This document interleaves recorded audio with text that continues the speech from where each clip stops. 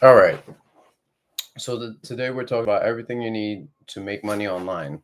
There's no fluff. I'm gonna literally take you from A to Z, everything you need, all in a matter of like 20 minutes, real quick.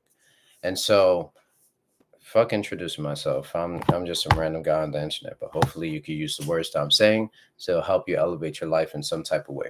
All right. So, making money online, right? There's literally 8 different ways to go about this, or 8 sections of this.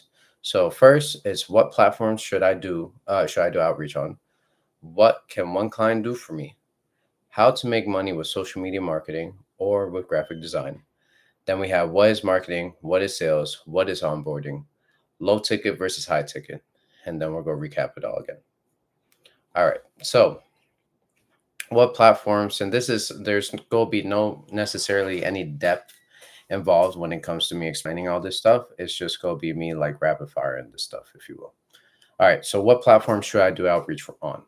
Well, the perfect answer doesn't exist, because the perfect answer is wherever your people are, right? Whoever your clients, oh, whichever clients that you're trying to reach, maybe they're on Instagram. Maybe they're not on Instagram and they're on Facebook. Maybe they're not on Facebook or Instagram and they're on LinkedIn. Maybe they're on a job posting platform like Indeed, Monster, Upwork, something like that. And so when it comes to the outreach, you should do outreaching on where your prospects are living and inhabit, right? So it could be a Facebook group, that could be, again, the LinkedIn group, again, online and stuff like that. All right, cool. What can one client do for you? So the greatest thing about one client is they do so much more than what the second client does for you, to be honest. Like, yeah, the second client double confirms everything, but the first client breaks the belief, right? So the main thing that they do is they prove that what you're doing is actually possible. It's actually possible to make money online. It's the proof of concept. Also, what they do is they put you in a realm of, instead of serving yourself, you're serving others. And you're doing that God's way, right? By being of service to other people versus being, it's not selfish. It's more greed, if you will. When you're doing stuff for you, for just yourself and your own benefit, that's more so greed. All right. 3, you make, 10,000 plus dollars without feeling like you're cheating anyone, right? So there was times when I was selling cars, right?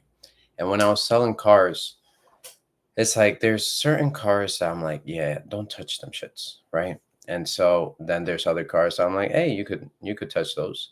And so when it comes to the cars that, they should touch, and then somebody buys it, I'm like, okay, good. Like, I didn't do anybody dirty, because a car's a big purchase. But when they're on a car that's like, I wouldn't be on this car, I would be on a different car. And they're like, fuck you, whatever. I'm buying this car. I don't care what you have to say. Then it's like, that's on my conscience though, because now I feel like I stole from this person, knowing that they drove a piece of shit off the lot versus driving a quality vehicle, right? And so again, what a client does for you is proof of concept, serving others, and providing value, right? Then we move on, how to make money with social media marketing. So when it comes to social media marketing is leveraging social media to get a desired result. So it's either more leads, more money, more notoriety, etc. So how you make money with social media is like basically post, right? That's one way. You create the content, right? And if you create the content, boom, you might have more notoriety that comes with that. And so with that notoriety, you could then turn around and make something else happen for you. And so there's key aspects to it. So we have content creation, advertising, audience engagement, analytics, and strategies. That's 5, right? That's a lot to go through. And so you gotta define your goals. What is it that you're looking to achieve? You gotta know your audience, right? The riches are in the niches. So if you're like you're looking to go after car dealerships, and you show up at somebody's doctor's office and you're like, hey, do you know a dealership that wants to? No, like, they're not a fucking dealership. Go to a dealership and ask them, right? And so you need to choose the right platforms, right? So again, like we discussed before, is like the outreach matters depending on who your customer is. So it could be On Facebook and Instagram, it's more so visual content and direct customer engagement. LinkedIn is more B2B, business, right, to business. Twitter, or X as we know it now, is real-time updates. TikTok and YouTube are both short form and long form video marketing. And then you get into creating engaging content, which is just content that, again, if you're educating your prospect on what you got going on, well, shoot, they're gonna know your process, how you go about things, and they're gonna be like, hey, like, I want him. Like, if you see me do my videos and you enjoy what I say, and you're like, man, I need him to guide me on creating a better business for myself or whatever, then it's like, through the content, you already know what I'm about, my mannerisms, how I speak, and all that stuff. And so if I'm educating you on what you need to do and you actually apply and you get a result, then you go look at me and be like, hey, what is his paid stuff, right? So create content that's, you don't have to take away information, if you will. A lot of people tend to not give information because it's too valuable. Of course the information is valuable, but the likelihood of somebody actually applying what you said, even if you give them the full playbook of what you do, they're probably not going to take all that and actually apply it. The likelihood of that is like 1% or even less than that usually. And so give it all. I prefer educational videos over anything else because, educational videos is actually something, some value is being derived from that. And so you gotta be consistent. That's really should be number one out of all of these. Like, it should be its own section, because without consistency, what do you have? You basically have nothing. Because consistency is the thing that actually is going to pull you forward to what you want to achieve. It's like, okay, let's say you write one piece of content, right? And that content, you spend all the time, you spend a month on that one piece of content, and then you post it out. And you're like, okay, cool. What about if you posted in that same month 30 pieces of content? How much information would you learn from the consistency of posting content? You'll probably learn all 30 different tips on what to do, what not to do, how you like to do it, how you don't like to do it. So consistency is something that unlocks the ability to learn faster, and people can see, oh, like, you're showing up here. If you're showing up here, you're probably showing up in other aspects. It's like somebody with a really good physique. It's like, they take care of themselves. So when they walk into the room, you instantly know, oh, this guy has discipline because of how he's showing up. 6, engage and interact. So you have to, I'm bad at this, by the way, because I'm not the social media type, but you have to reply to comments and engage, encourage discussions. Like, the interactions is what builds the community. Well, I'd say backwards. You want to build a community. And so in order to build a community, you got to encourage comments, you got to encourage discussions so that people feel like they belong. And then 7, use paid ads wisely. What I mean by this is that there's a time and place, right? So now that I have all this content that I've been posting for, like, 60-ish days, right? I could pick and choose and see which ones that I should pull. The ones that went viral, if you will, according to my stats, right? It's like I have videos that have 1 view, 0 views. So viral is like 1,000 plus for me, right? And so I have a couple of videos that are 1,000 plus. Well, that was organic. And so because people enjoy those videos, I might have to I have a bunch of different ads. I could take all those things, put it into an ad form, and it should do well. Why? Because organically it did well. So naturally, the statistics of it doing well with payment behind it and pushing more eyeballs, it should do way better, right? And then this is kind of like with consistency, right? You need to track and adjust, because whatever you're not tracking, you just don't know. Like, it's like, hey, how much do you weigh? And you're like, shit, I weighed myself 3 months ago. 3 months ago, I was like, 250. And then it's like, okay, how much you weigh now? Oh, I don't know. But I don't know, like 250 maybe. And then they step on the scale, boom, 280. And it's like, because you're not tracking it. If you're tracking it, you'll be like, fuck, I'm going up. I need to change whatever the fuck I'm intaking. And then you can make those adjustments. But you can't make those adjustments if you're not looking at the data or tracking the data, right? All right. And that's kind of, some of these are universal for all steps, if you will. All right. So let's give you the playbook on graphic design now. So with graphic design, right, there's multiple ways to go about this. The main platform that I use, or the only platform that I really use when it comes to graphic design, is Canva. I learned about Canva over a decade ago. And when I found out Canva was free and all the abilities that I could do just in its free form, I was like, wow, this is crazy. And then I was like, I need to ball out. I need to pay for Canva. And so I balled out, and that was like less than $20 a month. And so you have all the abilities that Canva has. And so combining social media with graphic design equals a social media manager, which means that you could also sell recurring monthly packages. So let's get into the main thing. So this is creating a brand kit. And now there's 3 different levels to creating a brand kit. So level 1 is basic, and basic is 500 to 2K, right? This includes logos, color palette, typograph, and some basic brand guidelines, right?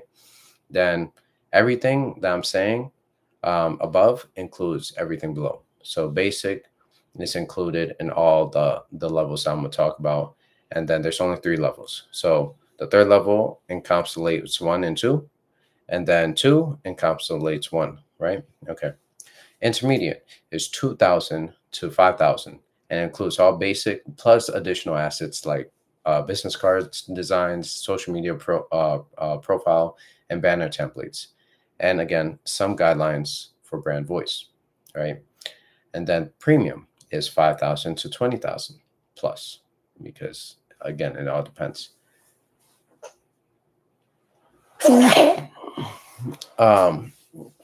So the reason why it's plus, there's literally, if there's a section, if you focus on just logos, right, building logos for companies, you could potentially charge them like how much.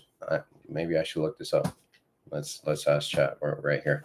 How much was the design for Nike for it to be made for them? Because it all depends. Like you can't charge, if you go to like the mom and pop mechanic shop, you can't charge them 20 grand. Hey, I'm gonna do your logo for 20 grand. It doesn't apply to them, right? And so even like 5,000, they might look at you all wide-eyed and be like, whoa, what are you talking about, right? And so right here it says the original logo for Nike, right? The original logo cost $35 at the time. That was 1971.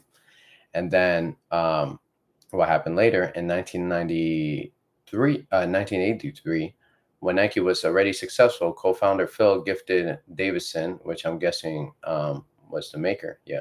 Davidson it says here, hired a graphic design student named Carlin Davidson. And so later on, they gifted him 50 shares. Well, shit, how much is 50 shares of Nike worth now?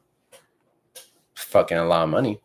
I guess let's ask how much is 500 shares of Nike worth today? And so the game that you could play, again, you could play a game of equity. Shares is playing a game of equity, right? And or you could get a one-time payment of what we're talking about. So premium is $5,000 to $20,000, and it's a comprehensive brand kit with logo variations, brand style guide, package design, and if applicable, it's multiple social media assets, business collateral, and detailed brand strategy, right? And so right now, current day, 500 shares of Nike at $67.47 is worth $33,735.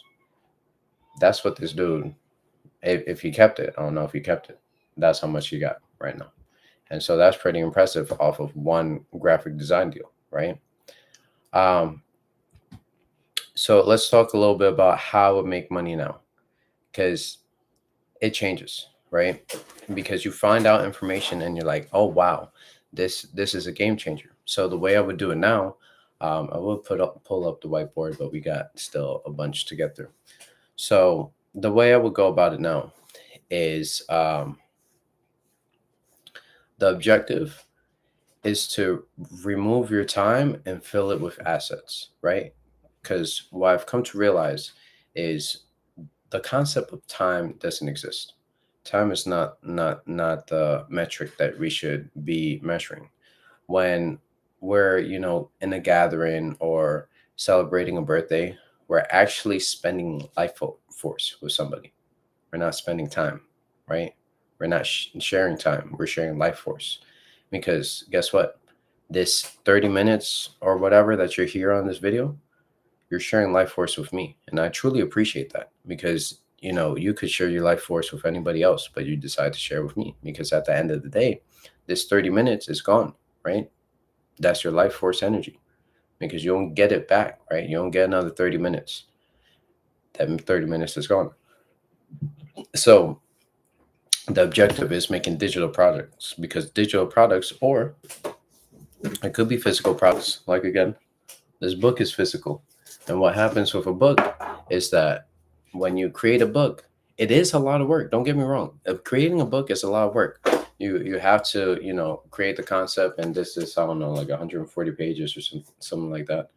Um, so it is a lot of work up front though, right? And once you created, this dude ain't here. Marcus Aurelius is gone, and his book is still fucking selling, right? So it's like you could have, this is evergreen. It just lasts forever. The test of time is proven right there. So if you could create a book or a lot of books, then it's like that's a valuable asset because it's one time front loaded work. It's a lot of work in the beginning, and then after that it's easier. Same thing with a course, right? And so like the other day I talked about focus on the book first, because if you focus on the book, then after that all the concepts from the book become the rest of every single product that you have. And so it goes from the book, then you have an audio course, then you have which could be, this is $20 profit, right? Audio course $200 profit. Then we have the study home course, that's $2,000 profit. And then the mastermind is $20,000, right? Profit, right? And so I always speak in profits because other numbers don't matter. Only the money in your pocket matters, right? And so if you build up that system, then it's like one product equals four products. That's a multiple that you can't beat, to be honest. But so like that's how I would change it, is creating digital products or front loaded products. Because once you do the work, then it's done, basically. Then it's like maintenance, right? Maybe sometimes you'll see some updates on some of these books. Maybe you won't ever see an update on the book, right? Maybe it's just, part two or something like that. So that's how I would make money now. I want to do social media marketing. I want to do graphic design. I would create a product that's front loaded, and then use that forever. And the structure is, if you're at $20 in profit, in order to make $1,000,000, you need 50,000 people. In order to make $200 into $1,000,000, you need 5,000 people, and you keep subtracting. The on the other side, if you're subtracting 50,000 and taking a zero, it's 5,000. Take a zero, it's 500, but you're adding that zero to the other side. Okay, so it doesn't matter what your number is. If it's 100, if it's 200, like whatever your number is, you factor that in. Every zero that you take off from one side, you put it to the other. That's how you factor that in. And so that's how I would create products now, or how I am creating products, specifically if I'm doing book form, right? Okay, cool. So then we move on to what is marketing. And so marketing is just sales, but instead of one-on-one, it's one-to-many. So now there's multiple ways of going about this, right? Is marketing is more of an art of letting people know what you got going on, right? And so if people don't know what you got going on, then they're not going to buy them because they don't know that you have the greatest thing since sliced bread. And so there's really four ways to go about marketing. You could either make content, you could have paid ads, you could have affiliates, or you could have one-on-ones, right? And so Of course, I said it's one on instead of one-on-one, it's one to many, but it still could be one-on-one, right? And so that's marketing. What is sales? Well, sales is prospecting, qualification, presentation, handling objections, closing, and following up.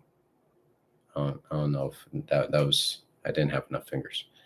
Um, so you got to figure out prospecting and qualification is almost one and the same. So you got to make sure that these people are qualified that you're talking to. So once you get them in, you ask them, your big three questions that let you know everything, right? So it's like number one, hey, do you have $5,000 to spend on this product? No? All right, get the fuck out of my face, basically, right? It's very simple to do it like that. I'm not saying to say get the fuck out of my face, but it's like you're not qualified. If I'm offering you a $5,000 profit product and you don't have $5,000, it automatically means you're not qualified. But if the answer is no, right? What's the next question? Well, do you have the ability to get the $5,000 if this is something that you want? Now, you may have disqualified people on the first one completely and then X them out. But if you ask the second question, oh yeah, like for sure I could like get my dad's credit card and get that, get my mom's credit card, get my wife's credit card or whatever, right? And so it's like if you have access to it, then you're not disqualified, right? But most people probably disqualified the person off of the first one. All right, anyways, but that's qualification. Then you got to present to them. Make sure the presentation is really educating them on the product. And if you're educated on if they're educated on the product, then they could make an educated decision on whether they want it or not. It might work for them. It might not. If it doesn't, I don't want to sell you anything that doesn't work for you. It doesn't make sense because then what are you going to do is give me a hassle because you're not the right, client for me. And then after the presentation, there's probably some objections that happen because some people need to be guided to the finish line, right? Or should I say most people need to be guided to the finish line. There's not many people that actually um, make decisions fast, like in the sense of like, oh, you show me the ad, okay, I'm gonna buy that. No, they usually do a little bit more research and they're not so emotional in the quickness of buying. They're more logical, right? And then after handling those, you get to the closing, and it's just asking them, hey, do you want this? They say yes, cool, boom, money, right? But then that's just the beginning because then you got to follow up and make sure they have a good experience.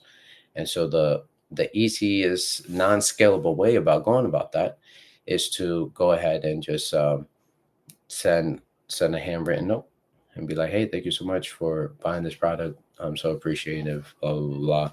Mail it to them. Don't even tell them about it. Just do it, right? And they'll be so appreciative of that. All right, next. Man, we got quite a few more slides to go. You gotta hurry up. What is onboarding? Now there's three types of onboarding: customer onboarding, employee onboarding, and user onboarding. And so customer and employee, those are more like basically that. The third one is something that you've done but you may have not realized. So when you signed up for this app YouTube, you had to be onboarded on how to, like, hey, if you want to watch this like video that's for 18 plus, you got to sign in, right? And so it onboards you to sign into this video so you could watch, sign into the platform, so you could then be like, yes, I am 18, and then you could watch this video, right? So that's an example of a user being onboarded by software. But that's in an app form and that's in an internet web page form, right? And then we also have customer onboarding. So something that you might not be familiar with is customer onboarding. You got to tell the customer how your system works, right? So it's like everybody is different. Some people might be like, hey, you got to call me. And then I answer the phone, boom. Some people, yo, you got to text me, right? And that's the function. I don't do calls, right? You got to text me. Some people are, I don't do calls, I don't do texts, email. That's the best way to reach me. Some people, I don't do calls, I don't do texts, I don't do emails. WhatsApp, Signal. There's so many different apps. Slack, Discord, Facebook, Instagram, Twitter. Like there's so many different apps, right? And so like you gotta tell them how you like to communicate so they understand that. right? And so you got to onboard them on your process of how you go about business, because they don't know. They just know your product, but they don't know how you fulfill on that product, right? And then employees.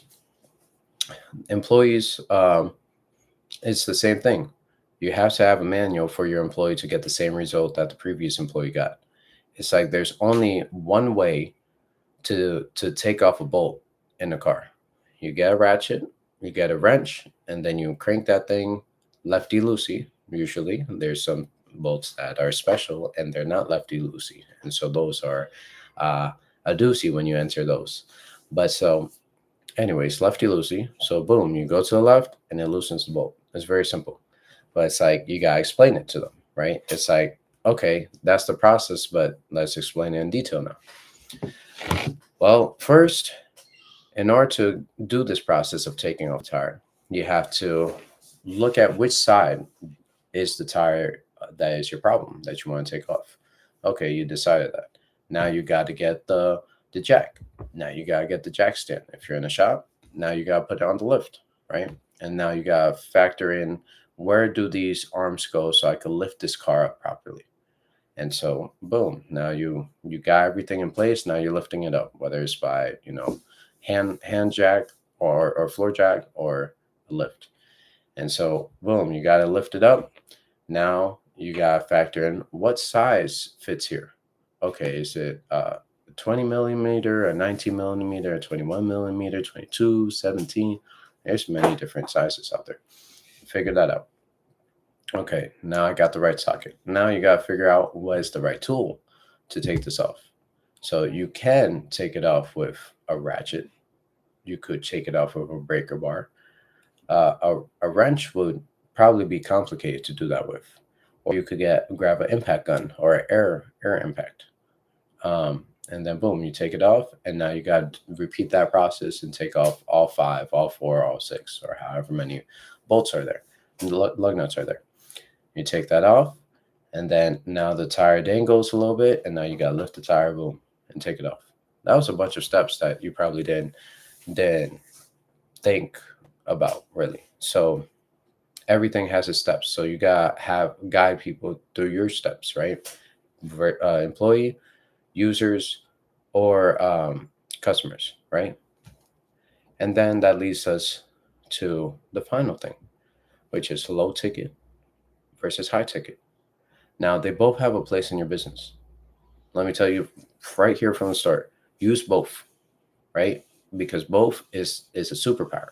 Now, if you use one, then I recommend high ticket, because if you get one person on high ticket, it's like it gives you cash flow to literally wait and now deal with the low ticket, because um, the low ticket is like the cash flow base, if you will. And so it's like there's all these softwares in the world and they charge so little. Like Go High Level, for example. I won't explain what the software does. If you know it, you know it. If you don't, you don't. It's like a CRM and then some. It's an all-in-one solution. So Go High Level is only $100, but it gives you all these abilities, right? And because it becomes so vital for your business, then it's like, okay, I'm paying for Go High Level. Like if I don't pay for it, my business goes down. I can't afford for that to happen. And because I can't afford for that to happen, I'm gonna make sure that Go High Level is paid for.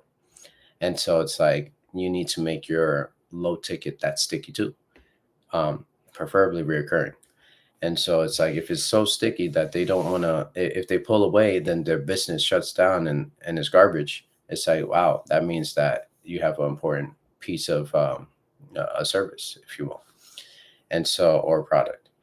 And so low tickets, like you can make plenty of money.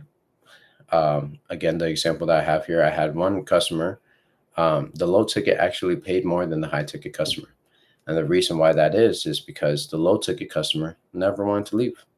The high ticket customer, I didn't make it a sticky enough thing. I didn't make it something that was vital for them. But the second customer, I did. And so the difference was one paid me $12,200, which was the high ticket, within 6-7 months, give or take. I don't want to say 6 months.